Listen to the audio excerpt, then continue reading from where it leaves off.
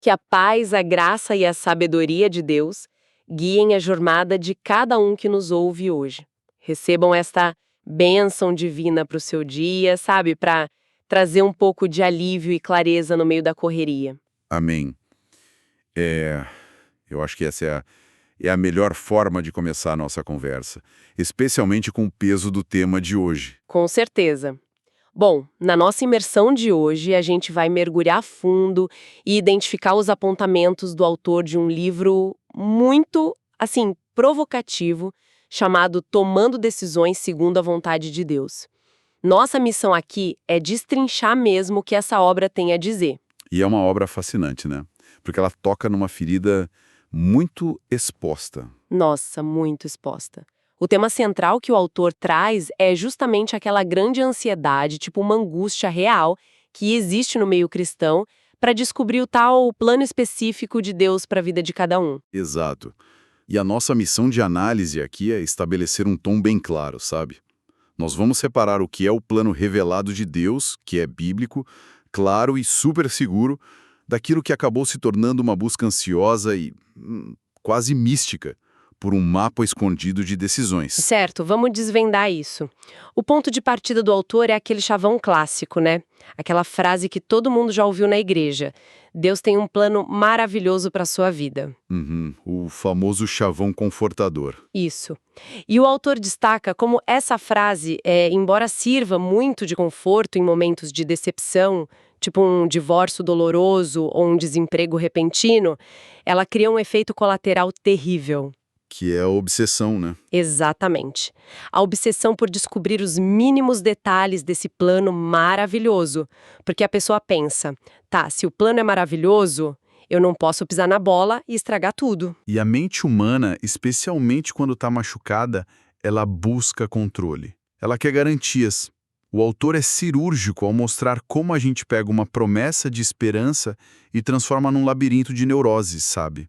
Eu tenho uma analogia para isso. É como se, ao passar por uma dificuldade, a pessoa chegasse para Deus e exigisse ver o contrato completo ou acessar o código-fonte da própria vida para voltar a confiar na bondade dele. Nossa, essa analogia do contrato é perfeita. É bem isso mesmo. A gente quer ler as entrelinhas antes de assinar a confiança, né? Tipo, me mostra o trailer do filme para ver se o final é feliz antes de eu comprar o ingresso da minha vida. Total. Só que o texto do autor combate isso trazendo a base da carta aos Romanos, capítulo 8, do versículo 28 ao 30. Ele mostra que o verdadeiro plano maravilhoso, na verdade, já está totalmente revelado. E ele é diferente desse plano que a gente fica caçando, né? Muito diferente. Ele é um plano redentivo, seguro, e o objetivo principal dele é nos conformar à imagem de Cristo. O que é fascinante aqui é que muitos cristãos, ao longo do tempo, simplesmente perderam o encanto por esse plano claro e seguro. Ah, parece que soa meio tedioso para algumas pessoas. Pois é, parece que não é suficiente. Então as pessoas passam a desejar o aspecto escondido da coisa. Elas começam a gerar aquelas perguntas práticas, angustiantes. Com quem que eu vou casar? Qual emprego eu devo aceitar? Eu mudo de cidade ou não mudo? Qual igreja eu devo frequentar? Exato. E aí a frustração de não encontrar logo o plano A perfeito com letreiros luminosos leva diretamente ao desespero. Um desespero por métodos mágicos, né? E é isso que nos leva aos teólogos e autores populares que tentaram criar fórmulas para resolver esse problema. E que acabaram agravando a confusão, infelizmente. Pois é, o livro puxa a discussão justamente para como certos mestres basearam seus ensinamentos mais em experiências pessoais do que em uma exegese séria. E a gente tem alguns exemplos disso no texto. Tem vários.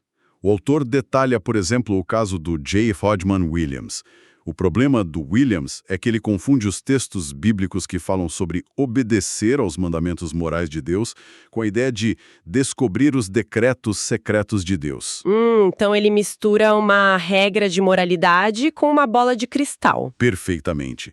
Ele transforma a obediência, que é algo prático, em adivinhação.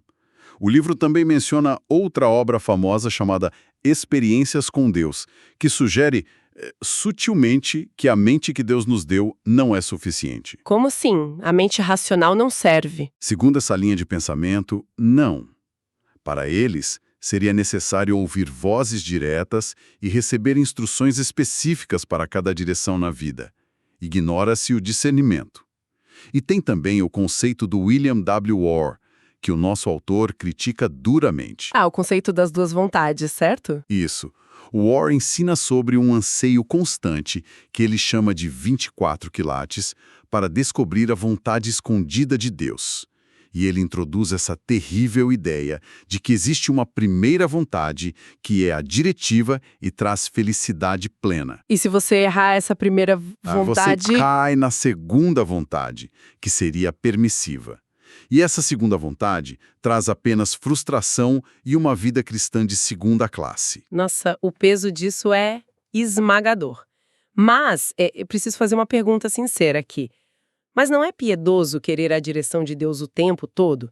Se pensarmos no exemplo do autor Wesley L. Duell, que fala de ser guiado a abastecer o carro antes do preço da gasolina subir. Sabe, isso não seria uma vida cristã ideal e sensível? Olha, isso levanta um questionamento importante, porque à primeira vista soa como o ápice da espiritualidade, né? Mas o nosso autor desconstrói essa ilusão. Ele explica que esperar um sussurro místico para cada ação rotineira, tipo abastecer o carro, na verdade paralisa o nosso discernimento maduro. Paralisa porque a gente deixa de pensar por conta própria. Exatamente. Fazer a vontade de Deus é muito mais sobre obedecer ao que já está escrito claramente na Bíblia e discernir as situações com sabedoria do que ficar sentado esperando um toque especial o tempo todo. Tipo, Deus nos deu um cérebro para ser usado, não para ficar no modo de espera, guardando um download direto do céu para cada ida ao posto de gasolina. É bem por aí. Reduzir a vontade de Deus a um campo puramente subjetivo não apenas confunde as escolhas diárias, mas distorce completamente quem Deus é. E aqui é que a coisa fica realmente interessante. Porque essa teologia pinta um quadro terrível de Deus. O autor da nossa fonte argumenta que Deus não é um pai ausente, que fica lá murmurando instruções confusas num canto e depois pune o filho por não ter adivinhado a resposta. Nossa, que imagem sufocante, né? Muito. Mas, na verdade, desde Gênesis até Cristo, Deus é um Deus revelador. Ele fala de forma clara. E é por isso que buscar essa vontade secreta o tempo todo cria um senso de juízo esmagador nas pessoas. Como assim, o senso de juízo? Pensa no peso de ter que fazer uma escolha não moral. Por exemplo, mudar da cidade A para a cidade B. Ambas as escolhas são lícitas. Mas se a pessoa acha que tem apenas uma escolha secretamente certa e ela muda de cidade e tudo dá errado, tipo, perde o emprego, o que ela vai pensar? Ah, ela vai achar que Deus está punindo ela porque ela errou a parta. Exato. Ela acredita que está sob o juízo de Deus por ter falhado no jogo de adivinhação. É uma tortura psicológica. E tem um conceito no texto que explica bem essa obsessão por adivinhar as coisas, que é o conceito de conhecimento tóxico, abordado pelo autor James Patch, e isso me chamou muita atenção. Ah, o conceito do Patch é brilhante. Ele explica o porquê de querermos tanto saber o futuro, mas por que isso é chamado de conhecimento tóxico. Tipo a árvore do conhecimento no Éden, né? Perfeito. Assim como a árvore no Éden era um limite benéfico que Deus colocou, não saber o futuro é, na verdade, para nossa própria proteção. A nossa mente não aguenta o peso do futuro. Se a gente soubesse todas as tragédias, acidentes e dores que vamos passar nos próximos 10 anos, a gente não levantava da cama hoje. Ninguém suportaria. Fomos programados por Jesus, lá em Mateus capítulo 6, versículo 34, para lidar apenas com as preocupações de um dia de cada vez. O amanhã trará os seus próprios cuidados. É um limite de segurança do fabricante, basicamente. Mas aí, essa ânsia insalubre por descobrir o futuro oculto é justamente o que empurra os crentes para práticas e atalhos super perigosos, que acabam se disfarçando de uma alta espiritualidade. E aí entram os meios extraordinários, né? As ferramentas que a galera tenta usar para hackear o plano de Deus. Pois é, as pessoas buscam sonhos constantes, como aquele ensino do Hermann Riffel, ou buscam visões e intuições muito íntimas, e, claro, o famoso método dos crentes tradicionais, né? Ah, esse não podia faltar. Se as portas se abriram e eu tenho paz no coração, então com certeza é Deus. Esse é um clássico nas rodas de conversa pós-culto. É quase unânime. E eu vejo que as pessoas estão tratando Deus como uma caixa de entrada de e-mail.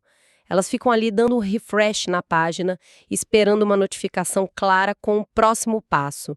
Ou então, como eu falei antes, exigindo um trailer do filme de suas vidas antes de entrar na sala. Se conectarmos isso com um panorama maior, o texto revela a verdadeira raiz de tudo isso: o medo do sofrimento.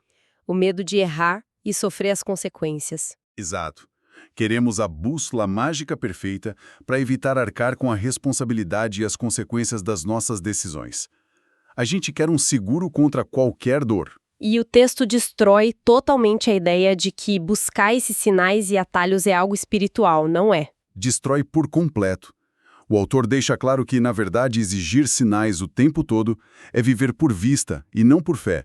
É o exato oposto da espiritualidade madura. Viver por vista, isso é muito forte, porque nas igrejas a gente costuma aplaudir quem tem todas essas revelações como sendo os mais espirituais. Mas, biblicamente, o referencial é outro. O autor traz um contraponto perfeito no final com o exemplo de Abraão, que é citado lá em Hebreus 11. O pai da fé, né? Ele mesmo. A verdadeira fé foi Abraão partir para uma jornada sem saber para onde ele ia. Ele não tinha as coordenadas de GPS. Deus simplesmente não deu o conhecimento antecipado da planta baixa da viagem. Ele só deu o próximo passo.